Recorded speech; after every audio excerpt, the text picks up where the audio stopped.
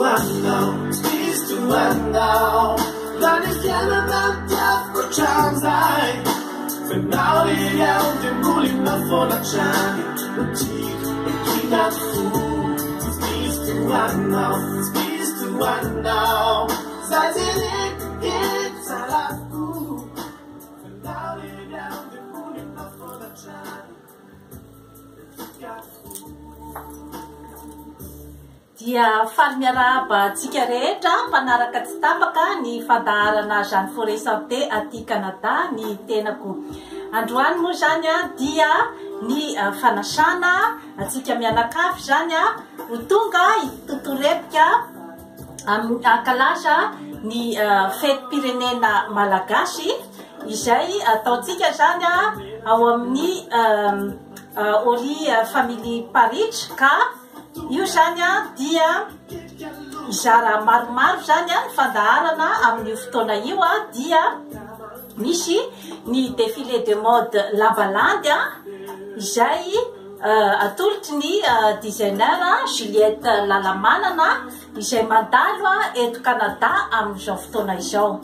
Misy koa zany ny design avy ety amiko Jeanne Forest Santé izay défilé mikasika ny ataontsika zany hoe ny fiainana ara-pahasalamana izay ao anatin'ny fanajana ny tontolo iainana sy ny zavaboary izay mifanandrify zany amin'ny foto-kevitra AOIN zany hoe ny firosona zany ao anatin'ny ataontsika zany hoe ny fampientanana ny natura sy ny zavaboary sy ny maha-olombelona zany izay miteraka ny ataontsika zany hoe ny fitandrofana ny fahasalamana ary izany rehetrarehetra izany dia ao anatin'ny ataontsika hoe fitandrofana ny mamiadana ny nono na ny cancer du sein zany eo amin'ny vehivavy.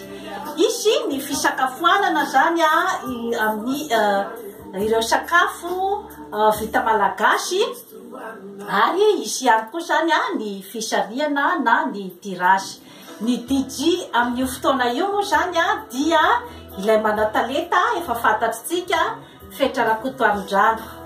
Ny fanetanana sy ny animation zany dia izao ihany Jeanne Forest no manao azy ka tongava maro amin'ny fotoana io amin'ny 30 juin 2017 zany amin'ny manomboka amin'ny 10:00 ka ny farana amin'ny 1 alina zany ny koranantsika ao amin'ny Oli Family Parich 1001 chemin d'Oka de Montagne Québec Canada.